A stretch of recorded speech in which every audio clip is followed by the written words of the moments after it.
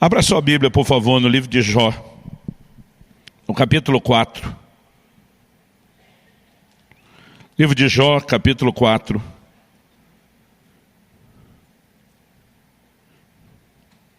E nós vamos ler juntos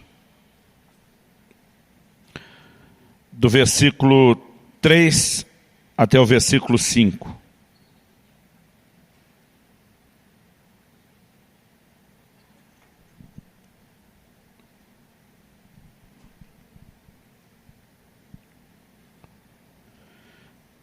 Eu vou ler o texto inicial na Nova Almeida atualizada, que diz: veja bem, você ensinou a muitos e fortaleceu mãos cansadas.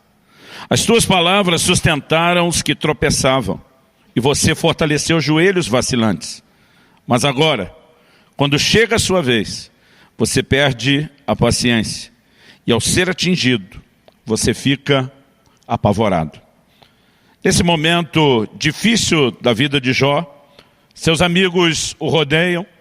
A Bíblia diz que permanecem por vários dias sentado, ao lado de Jó em silêncio. A ideia e a intenção é trazer consolo. Em alguns momentos eles falam a verdade, põem o dedo na ferida. Em outros momentos, de forma equivocada, eles acabam julgando Jó, e Deus não gosta da forma como isso acontece. No entanto, acredito que nenhum de nós vai questionar a verdade dessas palavras de Elifaz, um dos amigos de Jó. Ele começa destacando o nível de desânimo a que Jó havia chegado, o nível de desencorajamento que ele estava experimentando. E é o que eu e você precisamos entender, e esse é o assunto da minha conversa hoje, lidando com o desencorajamento. Eu e você precisamos entender que isso é algo que acontece ao ser humano de uma forma geral. Mas nós precisamos entender que isso não acontece com alguém apenas porque essa pessoa esteja numa espécie de problema espiritual ou porque não esteja bem com Deus. A palavra de Deus nos mostra gente séria com Deus, conectada com o Senhor, tendo que lidar com o desânimo ou o desencorajamento. E a palavra de Deus nos mostra também que esse não é um assunto sem importância. O próprio Jesus usa a frase: tende bom ânimo. É lógico que muitas vezes isso pode acontecer num contexto de problemas. A maioria de nós não fica desanimado quando está no auge, vivendo tudo do bom e do melhor.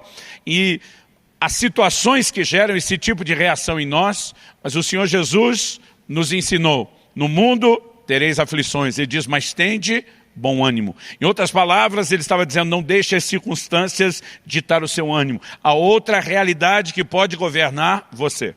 Mas quando eu olho para Jó, eu vejo aqui o perfil de alguém que sempre foi um encorajador. O texto, de uma maneira muito clara, diz: você ensinou a muitos, você fortaleceu as mãos cansadas, suas palavras sustentaram os que tropeçavam, você fortaleceu os joelhos vacilantes. Em outras palavras, se tem alguém que entende encorajamento, é tu, meu irmão.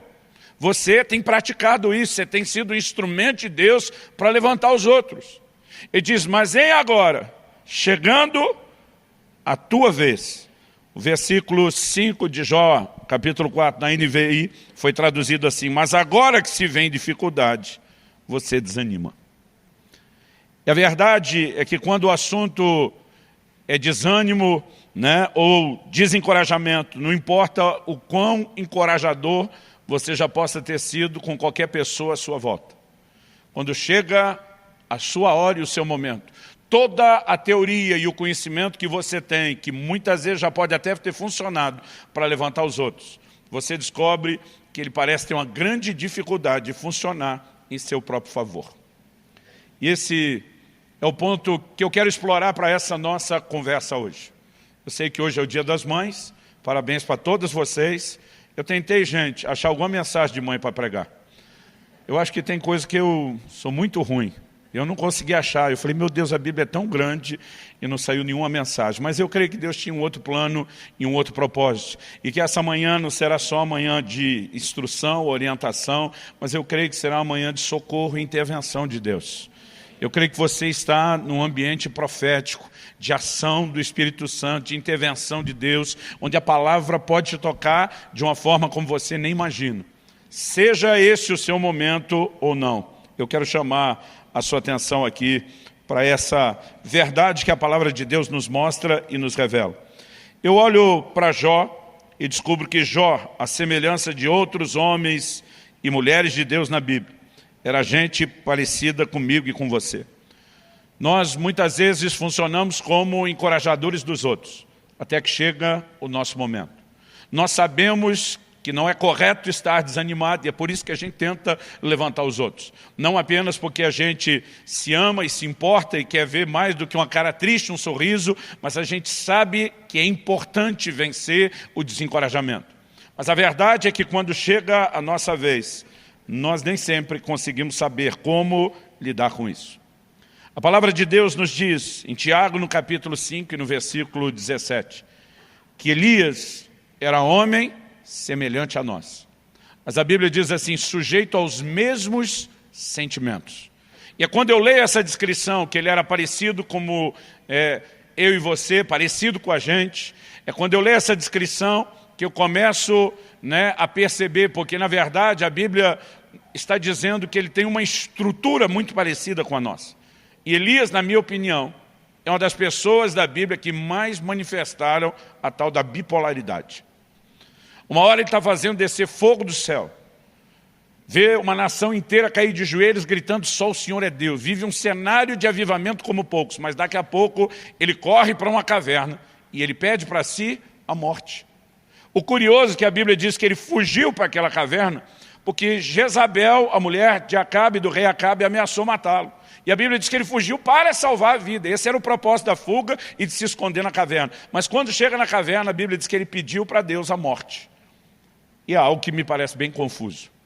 Se eu fosse Deus, teria dito para ele, então volta que Jezabel resolve o problema. Ela está tentando te matar desde o início e não queria. Agora você quer morrer. Muitas vezes nós entramos nesse tipo de comportamento que nem a gente sabe o que a gente realmente quer. Agora, se acontece com gente como Elias, que tem a mesma estrutura, parecida comigo e com você, eu percebo que de alguma forma a palavra de Deus não está denunciando só a bipolaridade de Elias. Ela está denunciando também a nossa. Nós temos a inclinação aos altos e baixos. No entanto, nós precisamos entender como lidar com isso. Porque uma atitude correta diante de um momento de encorajamento, ela vai fazer toda a diferença. E uma atitude errada também fará toda a diferença. Porém, não para o bem, fará a diferença para o mal. Eu gostaria, já que nós estamos dando o exemplo de Elias, apesar de ter começado falando de Jó, eu gostaria que a gente pudesse olhar um pouquinho mais para aquilo que a palavra de Deus nos descreve a respeito do que aconteceu com o próprio Elias. Eu gostaria que você fosse comigo lá para o primeiro livro de Reis, no capítulo 19.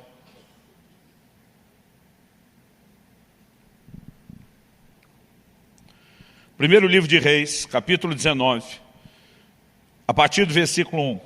Acabe contou a Jezabel tudo que Elias havia feito e como havia matado todos os profetas à espada. Então Jezabel mandou um mensageiro a Elias para dizer-lhe que os deuses me castiguem se amanhã a essas horas eu não tiver feito com a sua vida o mesmo que você fez com a vida de cada um deles. 850 profetas ao todo. Normalmente a gente lembra só dos de Baal e esquece os de Azera ou Azerá. 850 profetas que serviam aos ídolos, aos falsos deuses, haviam sido executados depois daquele momento de arrependimento do povo e de volta do coração do povo para Deus. Agora, todos eles eram sustentados, promovidos por Jezabel. E agora Jezabel manda o recado, e o versículo 3 diz, Elias ficou com medo. Levantou-se e, para salvar a sua vida, se foi. Chegou a Berseba, que pertence a Judá. E ali ele deixou o seu servo. Ele mesmo, porém, foi para o deserto, caminhando um dia inteiro. Por fim, sentou-se debaixo de um zimbro, sentiu vontade de morrer e orou, basta, Senhor, tira minha vida, porque eu não sou melhor do que meus pais. Deitou-se e dormiu debaixo de um zimbro, e eis que um anjo tocou nele e lhe disse, levante-se e coma. Elias olhou e viu perto da sua cabeça um pão assado sob pedras em brasa e um jarro de água. Comeu, bebeu e tornou a dormir. E o anjo do Senhor voltou, tocou nele e lhe disse, levante-se e coma, porque a viagem será longa. Então Elias se levantou, comeu e bebeu, e com a força daquela comida, caminhou 40 dias e 40 noites até Horebe, o monte de Deus. Ali entrou numa caverna onde passou a noite. E eis que a palavra do Senhor veio a ele e lhe disse: o que você está fazendo aqui, Elias? Ele respondeu: tenho sido muito zeloso pelo Senhor, Deus dos exércitos, porque os filhos de Israel deixaram a tua aliança, derrubaram os teus altares, mataram os teus profetas à espada, só eu fiquei, e eles estão querendo tirar-me a vida. Então foi-lhe dito: saia daqui e fique diante do Senhor no monte. Eis que o Senhor estava passando, e um grande e forte vento fendia os montes, quebrava as rochas diante do Senhor, mas o Senhor não estava no vento. Depois do vento houve um terremoto, mas o Senhor não estava no terremoto. Depois do terremoto veio um fogo, mas o Senhor não estava no fogo. E depois do fogo veio o som de um suave sussurro. Quando Elias ouviu isso, cobriu o rosto com o manto e, saindo-se, pôs-se à entrada da caverna. Ao que ele veio, eis que lhe veio uma voz e lhe disse: o que está fazendo aqui, Elias? Ele respondeu: tenho sido muito zeloso pelo Senhor, Deus dos exércitos, porque os filhos de Israel deixaram a tua aliança, derrubaram os teus altares, mataram os teus profetas à espada. Só fiquei eu, e eles estão querendo tirar minha vida. Então o Senhor disse a Elias: vá, volte ao seu caminho para o deserto de Damasco. Chegando lá, unja Azael como rei da Síria, unja também Jeú, filho de Nimsi, como rei de Israel, e Eliseu, filho de Safate, de Abel-Meolá, como profeta em teu lugar. Quem escapar à espada de Azael, Jeú matará. Quem escapar à espada de Jeú, Eliseu matará. E também conservei em Israel 7.000, todos os joelhos que não se dobraram a Baal, e toda a boca que não o beijou. Vamos olhar para esse texto com aquela mentalidade de o que podemos tirar daqui, o que podemos aprender com isso. Eu gosto sempre de lembrar que Paulo, escrevendo aos Coríntios, diz que essas coisas aconteciam a Israel e foram escritas para nosso exemplo, para nossa advertência. Então, quais são as lições práticas? Primeiro, o anjo de Deus acorda Elias e manda ele comer. Depois disso, Elias vai dormir. Então, a primeira lição é que é bíblico tirar um cochilo depois da comida. Segunda lição, o anjo acorda e ele diz: come de novo. Também é bíblico repetir. Um dia desse, estava em algum lugar, eu já tinha comido num prato que era suficiente para a refeição, a comida estava muito boa. Eu lembro que eu falei: vou comer mais um pouquinho. Alguém me deu aquele olhar de censura. E eu falei: está na Bíblia. Elias repetiu e foi o anjo de Deus que mandou. Aí a pessoa olhou para mim e falou: mas caminhou 40 dias só com aquela comida depois. O senhor está planejando andar quanto depois? Eu falei: agora você acabou com a doutrina. Bom, brincadeira à parte, esquece o cochilo depois do almoço, né? Ou repetir a comida. O que é que a gente pode aprender aqui? Eu vejo um Elias que ele está em crise. É inegável que ele está em crise. A crise de Elias não é ministerial. Nós não podemos dizer que ele se sentiu um fracasso. O cara acabou de viver talvez um dos momentos mais gloriosos do seu ministério e do que qualquer ministro desejaria ter vivido. Ver fogo descendo do céu, ver um duelo de deuses, ver, né, o inimigo sendo envergonhado, uma nação se voltando para o Senhor. Ele vive as manifestações de Deus de uma forma muito intensa. Ele está tendo resultados no seu ministério. Ele pessoalmente viveu o cuidado do Senhor de uma forma singular. Durante os 3 anos e meio de seca, Deus o sustentou de forma sobrenatural. Corvos levavam alimento, pão e carne para ele todos os dias. Quando o ribeiro se seca, Deus provê novamente de uma forma milagrosa aquilo que ele precisa. A gente olha para Elias e não dá para dizer nem que nas suas circunstâncias ele se sentia abandonado por Deus e nem que o ministério não tivesse rompido ou tido resultados. A crise de Elias não é necessariamente a crise de alguém que está vivendo o fracasso. Não é necessariamente a crise de alguém que não teve contato com nenhum tipo de sucesso. E eu acredito que essa informação é importante, porque muitas vezes nós podemos deduzir que desânimo, que desencorajamento vem de quando a gente não consegue ter nenhum tipo de realização. Eu quero te dizer que isso não é verdade. Nós podemos estar vivendo um ambiente de realizações, e porque temos determinados anseios dentro de nós que não foram satisfeitos, nós podemos deixar que esse nível de anseio não satisfeito, às vezes fale mais alto do que tudo aquilo que foi satisfeito. E eu acho que isso é parte do assunto que a gente tem que levar em questão. Porque se você está enfrentando momentos de desencorajamento, você precisa tentar enxergar com clareza o seu quadro e a sua situação. Eu olho e não vejo um Elias que está debaixo de estresse físico. Com a força daquela comida, o homem andou 40 dias. Ele está sobrenaturalmente sustentado. Então, a gente também não pode dizer que é meramente isso.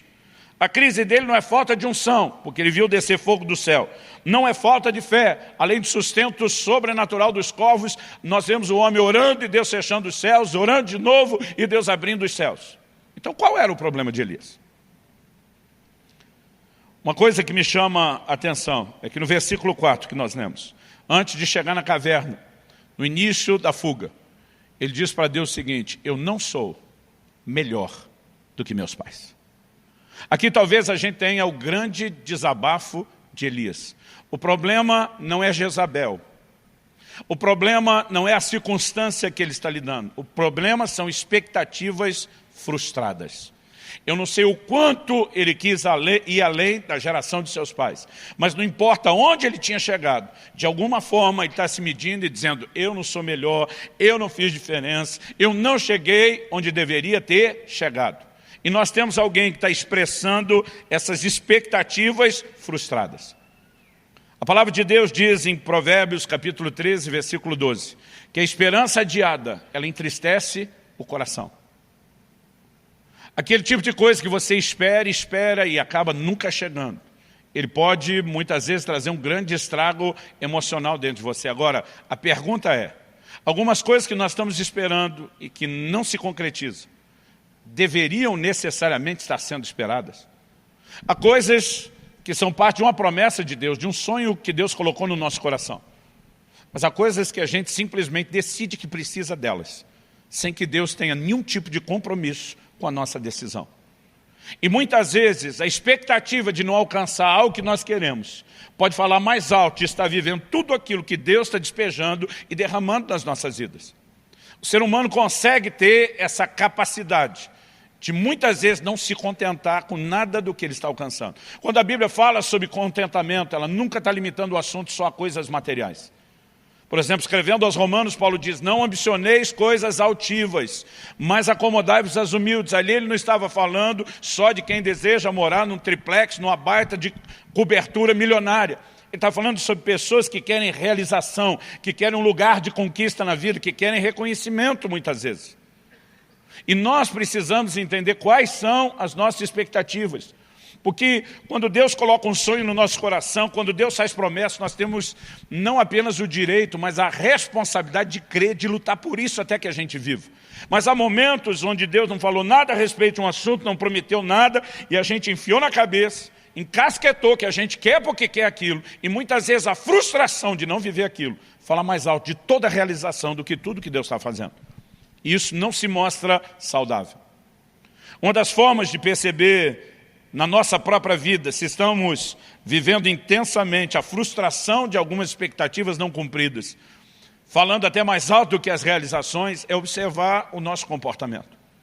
É interessante que a palavra de Deus nos diz, aqui no versículo 3, que Elias, quando ele sai para essa jornada inicialmente de fuga, a Bíblia diz que ele para em Beceba, que pertence a Judá, e a Bíblia diz, e ali ele deixou o seu servo. Ele tinha um discípulo, ele tinha um servidor. Mas a primeira coisa que Elias fez, na hora que a coisa apertou, foi deixar quem podia estar ao lado dele, foi deixar quem poderia servi-lo, foi deixar a companhia e foi isolar-se. Uma das características de que eu e você estamos vivendo não um desânimo momentâneo. Às vezes nós temos isso. Acordamos uma certa manhã e o dia não parece colorido, ele parece branco e preto. Às vezes nós temos um momento. Mas um momento, como disse Efésios, o dia mau, aquele dia que está dando tudo errado, que você realmente percebe que tudo está fora do normal, ele pode simplesmente voltar ao normal no dia seguinte. Eu não estou falando de um desânimo ou de um abatimento momentâneo. Mas quando nós estamos vivendo um período de desânimo prolongado, mesmo no meio de conquistas e realizações, nós precisamos avaliar o nosso coração. E às vezes uma boa forma é analisar o comportamento. Quando a gente começa essa atitude de se isolar, de não querer estar junto, de não querer companhia, é um indício de que algo no nosso coração não está muito correto. A palavra de Deus diz, lá no livro de Provérbios, aquele que se isola, insurge-se contra a verdadeira sabedoria. está buscando só o seu próprio desejo. Eu sei que pode haver momentos de isolamento com um propósito muito específico. Jesus vai 40 dias para o deserto a fim de orar, de jejuar, de buscar a Deus. Mas nós estamos falando de algo pontual, não de um estilo de vida. Nós estamos falando de algo que tem um propósito e se demonstra muito frutífero. Mas muitas vezes, quando simplesmente estar com os outros já não está nos fazendo bem, isso deveria ser um alerta de que algo no nosso coração merece a nossa atenção, merece o cuidado. Uma segunda coisa que eu percebo aqui, isso tanto no versículo 3 nós lemos, como depois no versículo 9, a palavra de Deus diz que ele entra numa caverna, onde passou a noite.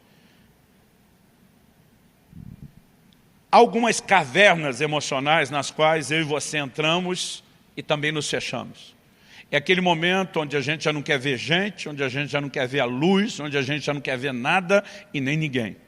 Mas além do isolamento, normalmente, quem está lidando com esse tipo de expectativa frustrada que gera o desânimo, ele tem sempre um senso de injustiça que ele carrega dentro dele. Depois de 25 anos de pastorado, atendendo e ouvindo gente, eu percebo, por estatística, o quanto isso é comum nas pessoas que estão lidando com esse tipo de coisa. Um senso de injustiça. Elias diz para Deus, mataram os teus profetas à espada, só eu fiquei. E só eu fiquei se tem alguém que te levou a sério, que te honrou, que sobreviveu para manter o ministério e a tua obra viva, sou eu. Em outras palavras, o Senhor tinha que estar me protegendo de uma maneira especial. Eu não tinha que estar correndo da Jezabel por fazer a sua vontade. Deus nem discute se Jezabel está caçando ele ou não. Deus olha para ele e diz, ei, tem 7.000 que não dobraram os seus joelhos a Baal. Você acha que só você é o cara, que só você ficou? Você só está enxergando você porque você desconectou dos demais. Essa é a única razão pela qual você está achando que ficou sozinho. Porque se você tivesse conectado com os outros, você ia ver quanta gente está me servindo, quanta gente está me buscando, quanta gente está sendo fiel. Mas a sensação do só aconteceu comigo só eu te levei a sério, só eu estou pagando o pato. Gente, esse senso de injustiça. E a maioria de nós sabe muito bem quando ele está lá. Não é só o que você sente no dia a dia, é aquilo que você tem vontade de falar para Deus na oração. É quando você está orando e diz, Senhor, apesar do Senhor ter dito, nunca te deixarei, jamais te abandonarei, parece que o Senhor não andou se lembrando do que prometeu. Nós podemos perceber nesse tipo de conversa que ele simplesmente está transbordando parte de uma crise interior. Agora, eu fico olhando para esse senso de injustiça e acredito que ele vem de um único lugar, das comparações que a gente faz. A gente tem mania de comparar a nossa vida com a dos outros com a nossa, dos outros com os outros mesmo, e a gente vive de comparação. Quando o Senhor Jesus estava falando com Pedro, olha Pedro, eu vou te dizer de que forma você vai me glorificar, com que tipo de morte. A Bíblia diz que a primeira reação de Pedro foi olhar, viu que João vinha seguindo e pergunta para o Senhor, e quanto a este? Em outras palavras o que vai ser dele? Jesus disse, eu quero que ele fique até que eu venha, o que te importa? Em outras palavras, isso lá é da sua conta, seu cabeção. Eu tenho um assunto com você, eu tenho outro com ele, eu tenho um propósito para você, eu tenho outro para ele. Mas nós temos essa inclinação, porque de alguma forma a gente quer sentir se a gente está sendo tratado igual aos outros. Eu lembro quando criança, eu sou de uma época onde refrigerante aparecia uma vez por semana, e não era nem por motivos de saúde, era por falta de recurso. Aparecia uma vez por semana, era a refeição do domingo. Era a época em que Coca-Litro era chamado o refrigerante família, porque o litro dava para todo mundo, hoje em dia malemar dá para uma pessoa. E quando chegava o dia que a gente tinha direito àquele refrigerante que raramente vinha, eu e meu irmão, a gente colocava o copo um do lado do outro. Mamãe tinha que servir, a gente ficava, colocou mais para ele. Era uma competição que só. Dá para entender, você vê crianças fazendo isso. Difícil seria entender adultos fazendo isso. Mas a verdade é que espiritualmente, muitas vezes, nós estamos agindo assim com Deus. O irmão foi um pouquinho abençoado. Em vez de você se alegrar com os que se alegram, você já começa a dizer, ei, eu. Porque essa inclinação à comparação, essa nossa falta de entendimento de que Deus tem um plano personalizado, desdobramentos personalizados, ela muitas vezes é injusta. Muita não, quase sempre. Porque no momento que você está vivendo a glória e o bom momento, você não fica olhando para o outro e dizendo, Ê, Deus, e ele? Aí normalmente você só está sorrindo. Você não está nem um pouco preocupado se o seu irmão não está sendo tão abençoado quanto você. Mas se ele estiver sendo mais do que você. E a gente não chama isso de inveja. A gente chama isso de um medidor da expressão do amor, do jeito que a gente entende. Fica mais bonito, não é? Dá na mesma. Quando eu olho para a palavra de Deus, eu percebo que, assim como Elias, a Bíblia diz que eu e você somos semelhantes, né? Ou ele era semelhante a nós somos semelhantes a ele, nós podemos agir da mesma forma. Agora, eu acredito que além de procurar entender qual a razão de eu e você estarmos lidando com algum nível de desencorajamento, nós precisamos também compreender como nós lidamos não só com a circunstância, mas com aquilo que Deus fala conosco. O Elias começa a oração antes de chegar na caverna e lá termina. Ele está dizendo para Deus, para mim deu a conta, deu a tampa, deu o que tinha que dar. Aí Deus diz, beleza, você está apresentando sua carta de demissão, mas vou te dar um aviso prévio primeiro. Você vai ungir Azael, rei da Síria, Jeú, rei de Israel, e Eliseu, profeta, em seu lugar. Então Deus está dizendo, você tem duas unções aqui que você tem que fazer.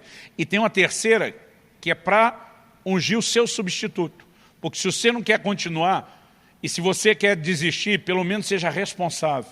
Irmão, conceito de trabalho, de serviço para Deus, de ministério, mesmo dentro da casa de Deus, deveria ser mais sério para a gente. A Bíblia nos mostra um nível de responsabilidade a ser praticado, que até para desistir o cara tem que ser responsável. Deus diz, não vai só vazar e largar tudo para trás. Se você quer desistir, acha quem continue. Agora, de alguma forma, o que é que Elias fez? Ele não ungiu nem Jeú, nem Azael. Ele vai direto no Eliseu, joga a capa nele, como quem diz, é contigo, velho. Basicamente, a minha leitura que eu faço de Elias, não é de alguém que acordou aquela manhã pensando, o que eu posso fazer para desobedecer a Deus? Mas tipo assim, já que estou fora mesmo, já que tem um substituto mesmo, ele que resolve o resto. Quem teve que ungir Jeú, rei de Israel, e Azael, rei da Síria, foi Eliseu. Elias nunca fez isso. Agora, o tipo de atitude dele está trazendo à tona o que está dentro do coração dele. Porque nós temos reações emocionais até o que Deus fala. E se a gente começar a aprender a olhar para dentro de nós, nós vamos perceber quanta coisa que está dentro de nós e precisa ser resolvida. Nabucodonosor tem um sonho. Ele não lembra o sonho. Deus manda alguém para dizer se sonhou isso, não só lembrar e também interpretar. Se ele só interpretasse, o rei ainda poderia dizer, talvez seja coisa da cabeça dele. Mas como ele não lembra e a pessoa conta exatamente o que ele sonhou, o rei sabe que Daniel não tinha como saber isso. Então, a partir disso, na interpretação, é lógico que a mensagem entra com toda a credibilidade. E aí Deus diz o seguinte, através de Daniel, que está diante do rei, diz, olha, você viu uma estátua com 4 tipos de metal, você é a cabeça de ouro. A estátua representava os impérios mundiais. O Senhor diz, você é a cabeça de ouro, mas depois de você virá um reino inferior ao teu. Nós sabemos que Babilônia foi o primeiro império mundial, mas foi sucedido pelos medo-persas. Mas haveria uma terceira mudança de metal. Os medo-persas foram sucedidos como império mundial pela Grécia, que por sua vez foi substituído por Roma. Antes de Babilônia, ninguém nunca dominou o mundo. Depois de Roma, ninguém nunca mais dominou o mundo. Naquela estátua que representava o império mundial, Deus diz, vão ter 4 reinados. Aí o Senhor está falando para o Nabucodonosor, você é a cabeça de ouro, mas você não vai ficar aí muito tempo não, daqui a pouco vão tomar o seu lugar. Se coloca no lugar do homem, que foi o primeiro a dominar o mundo. Você queria sim ser substituído? Capítulo 3 de Daniel começa logo depois dessa história, dizendo que ele mandou construir uma estátua. O que é que ele tinha sonhado? Com uma estátua gigante. O que é que ele mandou construir? Uma estátua gigante. Qual a diferença entre a estátua que ele mandou construir e a que ele sonhou? Que naquele sonhou, só a cabeça era de ouro. Agora ele manda fazer uma estátua inteira de ouro. O que você acha que ele está dizendo, consciente ou não? Para mim está dizendo, é ruim que eu sou a cabeça de ouro e você trocar depois. Eu sou a estátua toda, eu cheguei para ficar, daqui ninguém me tira. A reação dele ao que Deus falou não é muito difícil de perceber ou entender. Eu quero te perguntar, normalmente, quais são as suas reações ao que Deus está falando sobre você, a sua condição e o seu estado? Porque isso vai revelar mais a respeito de você e do estado do seu coração do que você pode imaginar. Não tem como Deus simplesmente tirar eu e você dessa crise, se nós não tivermos a capacidade de reagir de uma forma correta ao que Ele está fazendo. Mas já que nós falamos em crise, a segunda coisa que eu quero abordar aqui, depois de falar da crise de Elias, que é parecida com muitas vezes as nossas, é a forma de Deus agir em nossas crises. Em primeiro lugar, a gente tem que entender por que Ele deixa a gente passar por crise. Hebreus, capítulo 5, versículos 7 e 8, está falando de Jesus. E diz que Ele aprendeu a obediência pelas coisas que sofreu. Irmão, se Jesus, que era Jesus, tinha aprendizado a tirar do sofrimento, é sério que você se acha tão melhor do que Ele, dizendo, eu não preciso aprender nada no meio de nenhuma crise ou sofrimento? As crises que muitas vezes nos passam, esse sentimento, essa emoção de um abandono de Deus, na verdade são parte de um investimento, de um trato, de um projeto, de um processo de Deus para o nosso crescimento e para o nosso amadurecimento. Ninguém falou nenhum amém, ó, que coisa interessante. Eu olho para a palavra de Deus e eu fico também me perguntando, se eu e você escapássemos da possibilidade de qualquer crise, e aqui eu quero falar em especial, né? Sejam pais, qualquer nível de liderança que você vai exercer, sejam discipuladores, líderes de célula, né? Sejam pastores, pregadores, nós seríamos péssimos líderes. Porque a nossa capacidade de conectar com gente normal, que também vai passar por isso, ela estaria muito limitada e comprometida. Quando a Bíblia fala de Jesus como nosso sumo sacerdote, diz, nós não temos um sumo sacerdote que não possa se compadecer das nossas fraquezas. A Bíblia diz, porque Ele, a nossa semelhança, foi tentado em todas as coisas. Ou seja, Ele pode hoje nos socorrer, porque Ele sabe exatamente aquilo que nós enfrentamos, porque Ele enfrentou a mesma coisa na pele. Eu me lembro de um dia que Israel chega em casa, e eu já sabia pela linguagem corporal, pelo medo que ele estava manifestando de ter uma conversa comigo. Eu também tinha informação privilegiada da mãe, que acompanhava bem de perto ele na escola, e eu sabia que ia chegar uma nota vermelha no boletim. Eu me senti culpado, resolvi arrastar a família comigo para uma semana de ministrações no Nordeste, porque eu não queria estar muito desconectado deles, e aquela matéria que Israel perdeu naquela semana, quando ele chegou, mal deu tempo de recuperar, já teve uma prova surpresa, e ele acabou indo mal. Eu já tinha ouvido, para não dizer um sermão, as considerações da mãe pedagoga, a respeito do que eu tinha feito, e eu já sabia o que tinha acontecido. Mas Israel chega, e ele está com medo. Dá para ver assim que ele, né, tremia feito vara verde, cabeça baixa, não conseguia me olhar, ele tinha uns 11 anos de idade. Eu falei, filho, o que está acontecendo? Que? Nada. Eu falei, filho, você não consegue esconder que você está apavorado para me contar alguma coisa. Eu acho que deve ter um boletim aí dentro da sua mochila, que você não sabe como entregar. Deus te mostrou, pai? Não, filho. Você revelou para mim tudo isso. Aí nós vamos conversar. Minha preocupação é aliviar a barra. Eu estou vendo o quanto aquilo está pesando. Eu lembro que eu olhei para ele e falei, filho, presta atenção, para. Antes da gente conversar qualquer coisa. Primeira coisa que você tem que saber, suas notas são melhores do que as minhas eram. Sério, pai? Sério. Né? Naquele momento ele me olha com a cara assim, então você me entende. Falei, o problema é que sua mãe nunca tirou nota baixa na vida. Ela só tirava 9 e 10, então ela nunca vai te entender. E apesar daquela brincadeira, naquele momento, tentando deixá-lo à vontade para a conversa que a gente teria, eu fiquei pensando a diferença, depois de ter falado aquilo, entre alguém que já viveu o que alguém está vivendo e alguém que não viveu aquilo. Muitas vezes a nossa capacidade de conectar, né, com compaixão, com misericórdia para aqueles que estão em crise, ela seria quase nula se a gente nunca tivesse vivido nenhum tipo de dilema ou de crise. E Deus permite que a gente passe isso não apenas para o nosso crescimento, mas para criar em nós uma capacidade de conectar com aqueles que estão à nossa volta e precisam da misericórdia que eu e você já precisamos um dia. Quem está entendendo, diga amém. Agora, como Deus age nas nossas crises de desânimo ou desencorajamento? Uma coisa que me chama a atenção nesse texto que nós lemos é que Ele não nos impede de entrar na crise e às vezes Ele ainda dá corda para a gente. O Elias está correndo, aí ele para, e o anjo de Deus vem e dá uma comida. Ele come, dorme, o anjo acorda ele e diz, come de novo que você vai precisar disso. A jornada é grande. Aí ele anda 40 dias e chega na caverna. Quando ele chega na caverna, pergunta a Deus para ele, que fazes aqui, Elias? Nenhum momento Deus mandou ele ir para a caverna. Nenhum momento Deus mandou ele atravessar o deserto. Aquela decisão era de Elias. Mas Deus diz, já que tu decidiu viver esse negócio, eu vou pelo menos tentar te dar um gás para que você não morra no meio do caminho. Mas depois de chegar lá, o mesmo Deus que o sustentou no caminho pergunta o que é que você está fazendo aqui. Em outras palavras, eu não te sustentei porque você precisava vir para cá. Eu só te sustentei porque eu não te abandono. Agora, quem tem que responder o que é que está fazendo aqui é você. Porque a escolha foi sua. Agora, muitas vezes, a gente consegue ter aquele tipo de gente que além de estar correndo para fora do plano de Deus, ainda diz, não, mas Deus está abençoando, dirigindo, confirmando. Não, querido, Ele só não está te abandonando.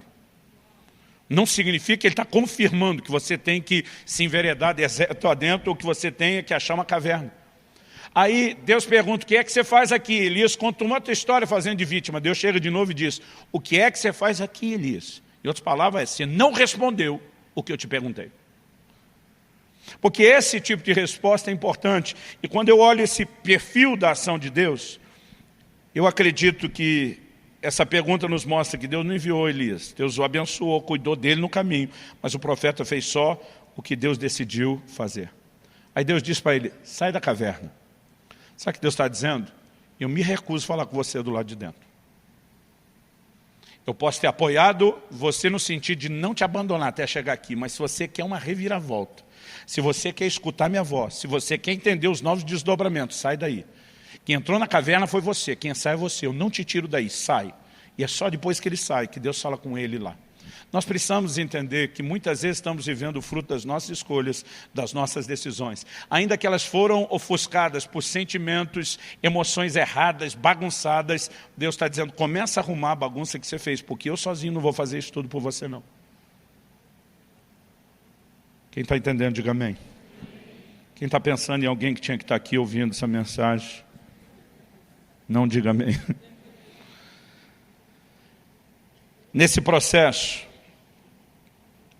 de Deus dizer para ele sai, e a ordem que Deus dá para ele, olha aí comigo, deixa eu ver o versículo, estamos falando aí de 1 Reis 19, para quem esqueceu. No 11, Deus diz para ele, sai da caverna e fique diante do Senhor no monte. Depois no versículo 15, então o Senhor disse a Elias, vá e volte o seu caminho para o deserto de Damasco. Eu fico olhando para isso e a sensação para mim é de Deus dizendo, porque é o seguinte, Elias estava lidando com quem?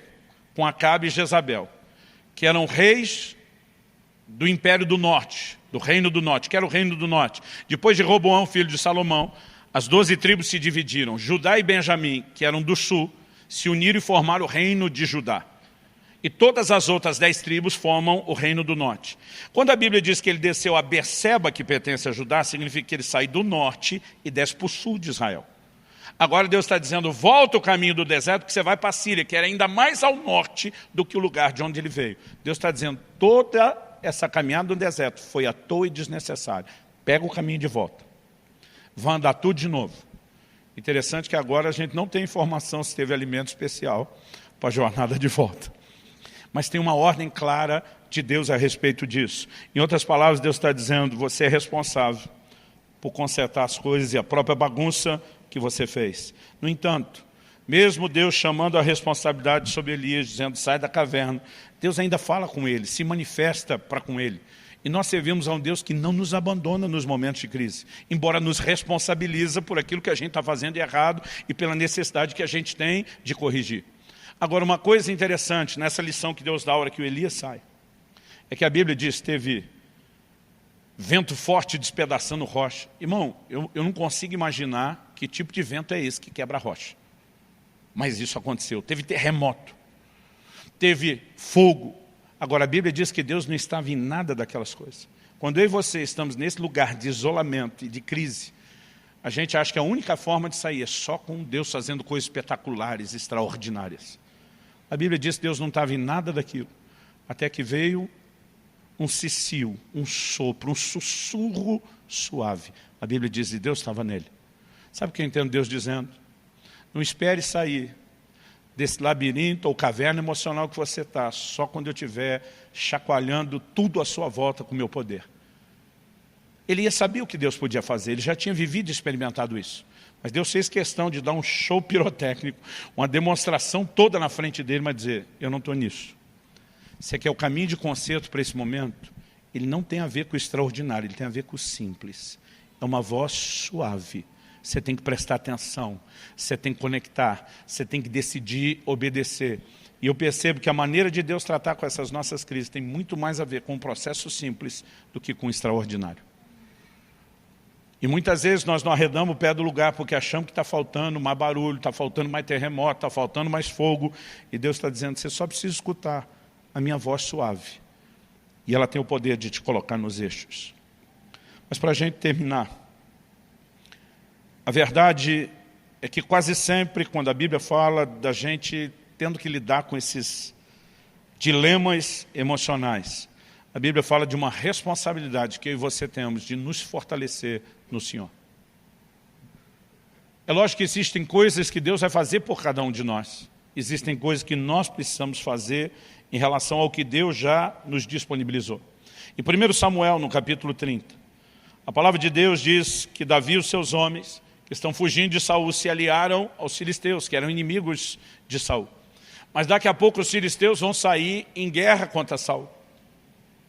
Davi se dispõe e diz, eu vou com vocês guerrear. Os capitães dos filisteus se olham entre eles e dizem, não vão levar o menino não.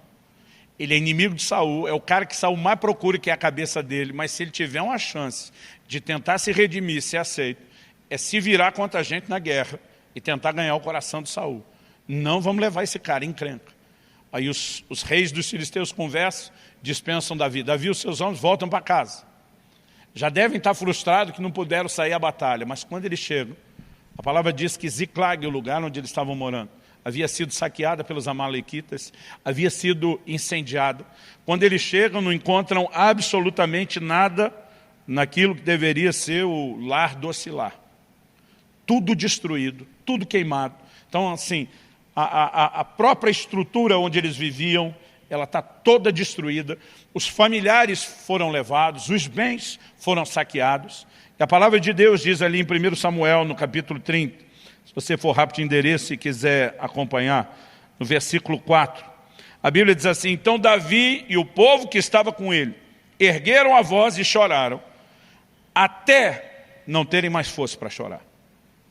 Gente, não é que eles pararam de chorar porque foram consolados. Eles pararam de chorar porque não tinha mais força de continuar chorando. Agora, eles estão numa crise, no estado de desolação, sim.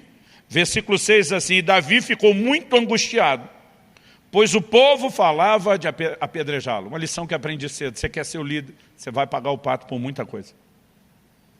Porque quando as pessoas estão amarguradas, elas sempre têm que culpar alguém. E de repente eles começam a olhar para Davi e dizem, tudo isso é por causa de você. Foram eles que foram atrás de Davi, eles decidiram andar com Davi, né? Foi a dispensa de Davi que ainda dá tempo depois deles consertarem a situação, mas naquele momento ninguém entende, porque o coração deles estava amargurado.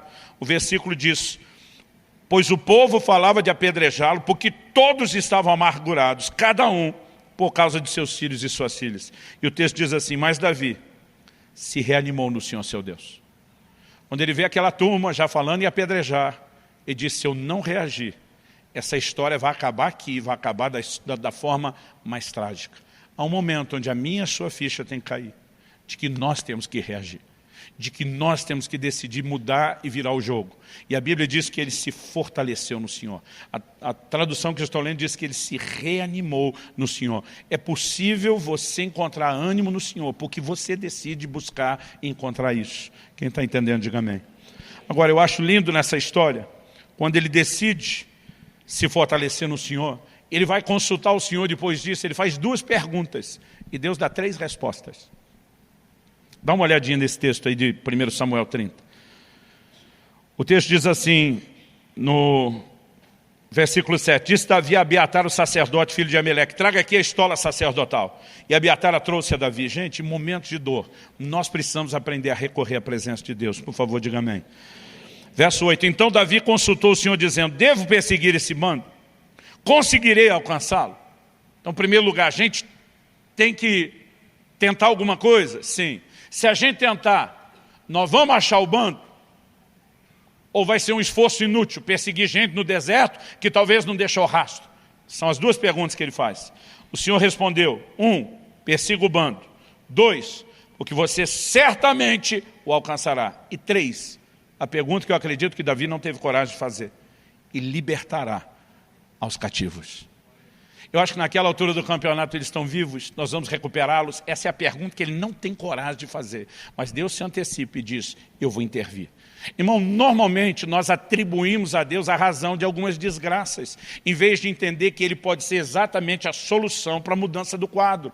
E tem gente que nessa hora chora da vida, chora de Deus, chora do que perdeu e não reage. Agora, pessoas como Davi que nos ensinam que quando nós decidimos lutar, quando nós decidimos reagir, nós vamos ver esse Deus que nós estamos acusando de não ter protegido a gente, intervindo para que a gente recupere aquilo que a gente perdeu por nossas escolhas. Quem foi que disse que Davi tinha que sair e lutar contra Saul? O problema era dele com Saul, não era dele com toda a nação que ele ia governar. Não fazia o menor sentido Davi se dispor a lutar aquela batalha. E se não tivesse saído, não tinha Malequita que tinha enfrentado aqueles valentes e levado todo mundo. Mas normalmente, porque nós não resolvemos um tipo de problema, nós nos metemos em outro. Então ele está começando a ficar bronqueado e amargurado com o Saul que está perseguindo ele. Ele diz: quer saber, eu não vou mais só fugir, eu vou cair para cima, eu vou enfrentar, eu acabo com a raça do Saul. E ele deixa a casa descoberta e desguarnecida, porque não está sabendo lidar com outro tipo de problema. E agora ele tem um problema maior do que o primeiro. E aí, em vez de culpar Deus, de repente ele entende: Senhor, como eu posso consertar? Deus diz: já que você botou a cabeça no lugar, o bom senso e o juízo, e ativou a fé, bora, Davi, vamos recuperar o terreno perdido. E sabe, eu sinto que, embora isso seja uma orientação genérica que sirva para todo crente, em qualquer tempo, em qualquer época, em qualquer lugar, há muita gente, nesse dia, que precisava ouvir de Deus essas coisas. Mas não apenas para que você saia daqui com instrução. Eu acredito que você está num lugar onde você pode se fortalecer na presença do Senhor. Eu quero que você se coloque em pé. A diferença entre o que acontece com Davi e Elias é que com Davi tudo voltou ao normal. Com Elias não. Elias transfere o que tem que transferir para Eliseu, decide encerrar as coisas o mais rápido possível. E o que me admira é Deus ter tirado Elias da terra com tanta honra. O que me faz entender, além do crédito, obviamente, que ele tinha, pelo tanto que ele tinha feito, que para Deus, quem nós somos, ainda é mais importante do que só aquilo que nós fazemos. O seu valor diante de Deus não é só pela sua mão de obra. Não é só porque Ele pode contar com você e com aquilo que você pode produzir. Ele te ama por quem você é, independente da sua produtividade. Eu tenho certeza que Deus esperava um pouquinho mais de Elias, porque ele não tinha terminado aquilo que Deus lhe havia designado. Mas eu acho uma coisa linda a forma como Deus simplesmente diz: eu não vou descartar, não vou jogar fora. Um dos filhos dos profetas, depois que Elias foi tomado, vem para Eliseu dizer: deixa a gente procurar o corpo. Ele só faltou falar, tipo o carioca da Baixada: tá maluco, meu irmão? Ele diz: não perca tempo procurando o corpo. E eles gastaram 3 dias. Para depois Eliseu falar que nem a mulher costuma falar ao seu marido: eu não te disse? Eu não te falei? O que Eliseu está tentando dizer para aqueles homens? Deus não vai pegar o servo dele e descartar como alguém faz com um copinho de plástico descartável desses depois de beber água. Deus não é assim. Deus não pega a história de alguém que serviu e simplesmente joga fora e descarta. Não funciona assim. E quando eu vejo o desanimado Elias sendo tratado por Deus, mesmo com esse tipo de honra, eu digo: Deus, o Senhor é fiel mesmo quando não somos. O Senhor é um Deus acima de qualquer suspeita, que merece o nosso amor, a nossa devoção. Mas a verdade é que nós precisamos entender esse Deus que é fiel, que se comprometeu dizendo: eu nunca vou deixar você. E se você encasquetar, feito um cabeçudo que tem que ir para o deserto e diz: ainda assim não te abandono, lá na frente eu vou mandar você pegar o caminho de volta, eu vou perguntar o que você fez. Mas mesmo assim, ainda seguro a onda, eu não te abandono no deserto. Quando o amor de Deus e o seu caráter começam a ser melhor entendido, isso nos sustenta em momentos difíceis. A mulher de Jó está tão apavorada, está acontecendo, ela diz, amaldiçoa Deus e morre. Ele diz para ela, você fala como uma louca. Ainda que ele me mate, eu louvarei. O que é que Jó está dizendo? Ele está acima de qualquer suspeito. Pode parecer até que ele está tentando acabar com a nossa raça, e nós vamos louvá-lo. Porque ele sabe o que faz. A gente não sabe o que ele faz, mas ele sabe o que faz. Paulo dizia, eu sei em quem tenho crido. Eu gosto de dizer que a fé se apoia no caráter de Deus. No momento de emoções difíceis, não baseie sua fé e o seu relacionamento com Deus naquilo que você está sentindo. Baseie-se na revelação de quem Ele é, que já foi claramente explicitado na palavra de Deus para mim e para você. Mas a verdade é que todos nós vamos lidar com momentos de desânimo. E a pergunta é, o que é que nós vamos fazer com eles? Outro dia alguém me perguntou, pastor, eu acho que é mais fácil falar isso para o senhor, porque o senhor parece ser indesanimável. Falei, pergunta para minha mulher, porque ela já passou do meu lado. Todos nós já vivemos momentos de crise e dificuldade. Mas quando você olha alguém que já cresceu, às vezes você não consegue lembrar daquele histórico. Um dia meu filho, bem criança, ele falou, pai, a sensação que eu tenho quando eu olho para você é que você não tem medo de nada. Eu falei, por quê? Ele falou, porque você nunca demonstra medo. Eu falei, filho, deixa eu te explicar uma coisa, corajoso não é o que não tem medo. Corajoso é o que vence seus medos. Se você perguntar se o pai é corajoso, eu vou dizer sim. Se você perguntar se eu tenho medo, eu também vou dizer sim. E como eu posso ter medo de ser corajoso? Eu venço eles, eu luto contra eles. Nenhum de nós, irmão, vai estar num lugar onde não precisa lutar contra o desânimo. A questão é que se a gente não lutar em situações como essa de desânimo prolongado, ele começa a engolir a gente, fazer muito mal não só para a gente. Atitude de isolamento fazem mal para os que estão à nossa volta e que não têm culpa de nada. Atitudes de crise, de expectativa frustrada começam a fazer mal para o nosso relacionamento com Deus. Porque nós, naquele senso de injustiça, começamos a cobrar Deus como se Ele não estivesse sendo o Deus que deveria ser. Não tem como essa história terminar bem se você não decidir abandonar a caverna e dar a volta por cima. O cara que valorizava a vida e foge para salvá-la, daqui a pouco entra num nível tal nesse sentimento, que já não quer mais viver. Todo desânimo prolongado tem a grande possibilidade de te colocar num lugar pior, de depressão, e num outro pior ainda, de não mais querer continuar vivendo. E Deus está dizendo para Elisa, é você que tem que sair da caverna que você se enfiou. Eu vou intervir na sua vida, mas você toma essa decisão. Então, hashtag fica a dica para você que está lidando com isso nesse momento, de tomar a sua decisão, sabendo que vai poder contar com a ação e com a intervenção de Deus. Eu gostaria que nós orássemos. E se você é alguém que não necessariamente está vivendo um momento de desencorajamento ou de desânimo, eu creio que no mínimo esse é um momento não só de aprender a lição, mas de talvez orar por alguém. Que você lembre de alguma forma que está vivendo ou passando um momento desse. Pai, nós oramos e clamamos no nome do Senhor Jesus, pela manifestação da graça e do favor do Senhor nessa manhã.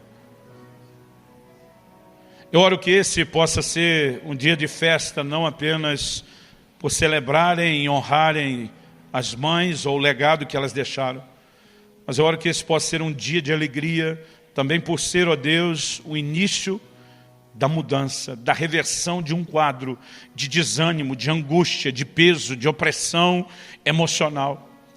Nós oramos, Espírito Santo, a você o Consolador, orando que a capacidade de entender e aplicar a Tua palavra debaixo da Tua orientação e intervenção também se manifeste.